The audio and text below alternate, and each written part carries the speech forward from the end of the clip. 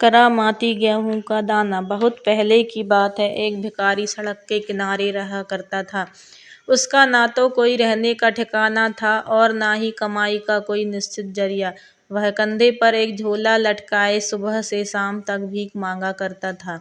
कहीं से उसे रोटी मिल जाती तो दूसरी जगह से सब्जी मांग कर वह पेट भर लेता था।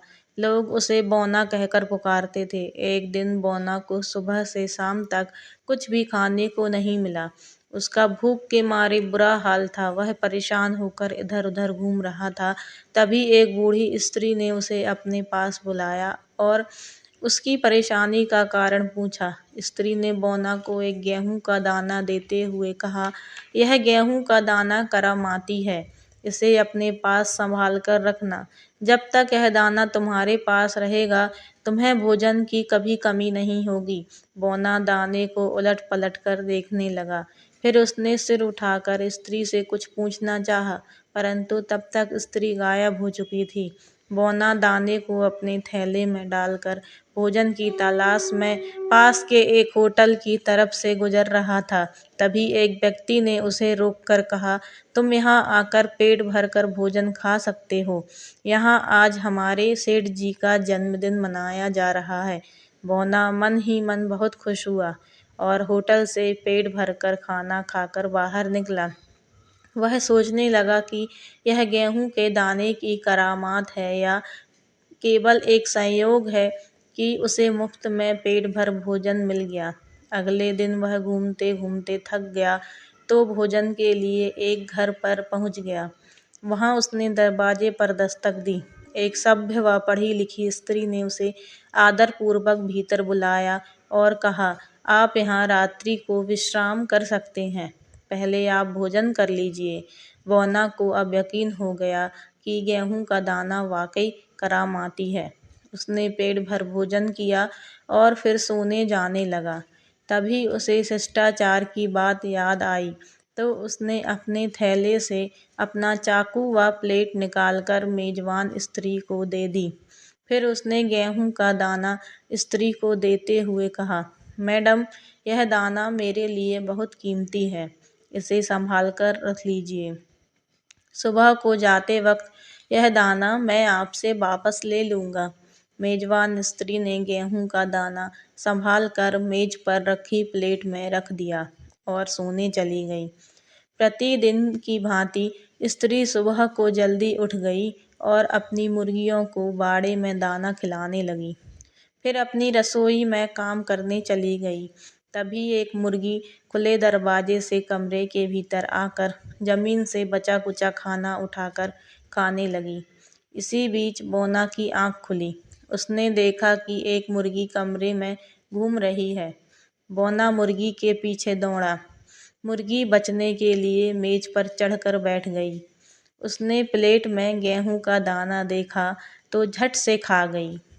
जब तक बौना मुर्गी को पकड़ता, मुर्गी दाना खा चुकी थी। बौना ने शोर मचाना शुरू कर दिया। घर के सभी लोग जाग गए। घर का मालिक बहुत ही ईमानदार व शरीफ इंसान था। वह पूछने लगा, आप हमारे मेहमान हैं, क्या बात हो गई जिससे आप इतने नाराज हैं? बौना बोला, मैंने मैडम को कह दिया था कि मेरा गेहूं का दाना संभाल कर रखिएगा, पर उन्होंने मेज पर रख दिया। उसे आपकी मुर्गी खा गई। मुझे वही गेहूं का दाना चाहिए।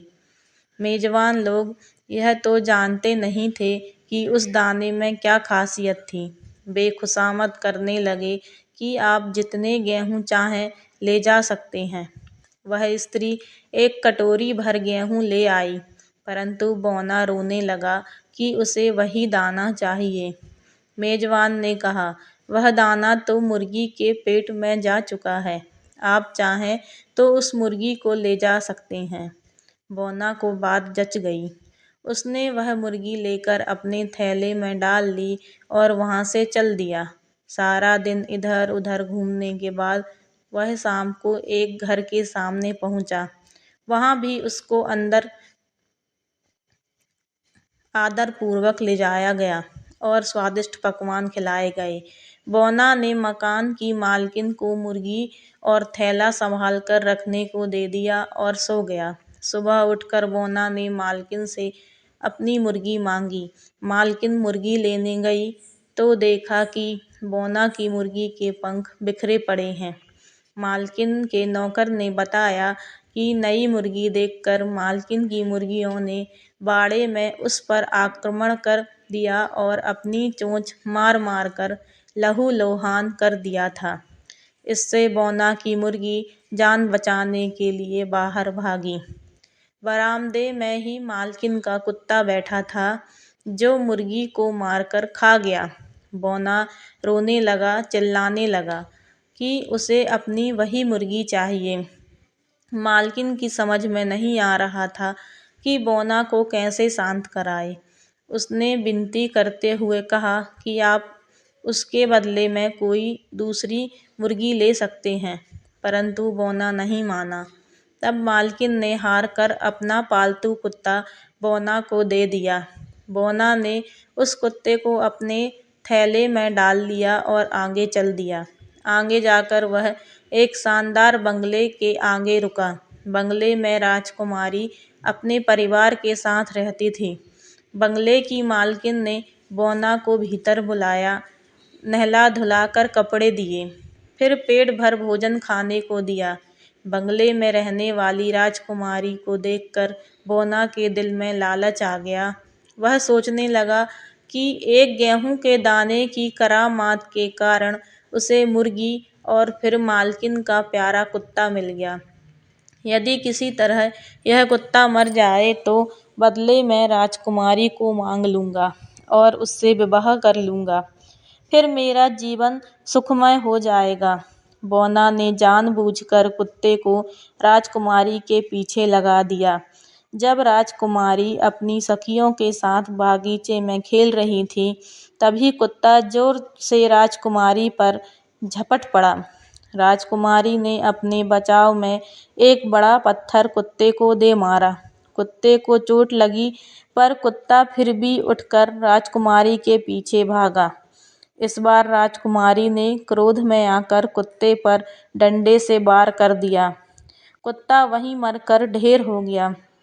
बौना जब बंगले से बाहर जाने लगा तो उसने बंगले की मालकिन से अपना कुत्ता मांगा, परंतु मालकिन ने सकुचाते हुए कुत्ते के मरने का सारा किस्सा बयान कर दिया। बौना जोर जोर से रोने लगा, चिल्लाने लगा कि उसे अपना ही कुत्ता चाहिए। बंगले की मालकिन ने बहुत समझाया कि वह दूसरा कुत्ता ले ले, परंतु वह नहीं माना। जब बंगले की मालकिन ने असमर्थता प्रकट कर दी, बौना बोला, जिसने मेरे कुत्ते को मारा है, मुझे वही दे दीजिए, मैं उसी से संतुष्ट हो जाऊंगा। मालकिन को बौना की बात सुनकर बहुत क्रोध आया कि एक आदमी कुत्ते के बदले उनकी बेटी मांग रहा था। मालकिन ने कहा, तुम्हें मैं 1000 मोहरें देती हूँ। यदि तुम में कोई हुनर है या किसी कला में निपुण हो तो इन्हें 1 महीने में अपनी कमाई से 2 गुना कर लाओ। यदि तुम यह कर सकते हो तो अपनी बेटी का हाथ तुम्हें दे दूंगी। बौना को धन का लालच आ गया और मोहरें लेने को तैयार हो गया। उसने मोहरें लेकर अपना थैला खोलकर मोहरें थैले में डाल ली और चल दिया। रास्ते में बौना ऊंचे ऊंचे सपने देखने लगा, परंतु वह यह नहीं समझ पा रहा था कि वह किस तरह का व्यापार करके इन मोहरों को दोगुना करे। बौना को भीख मांगने के सिवा कुछ काम नहीं आता था। भीख मांगकर 1 महीने में तो क्या, 1 वर्ष में भी इतनी मोहरें कमाना संभव नहीं होगा।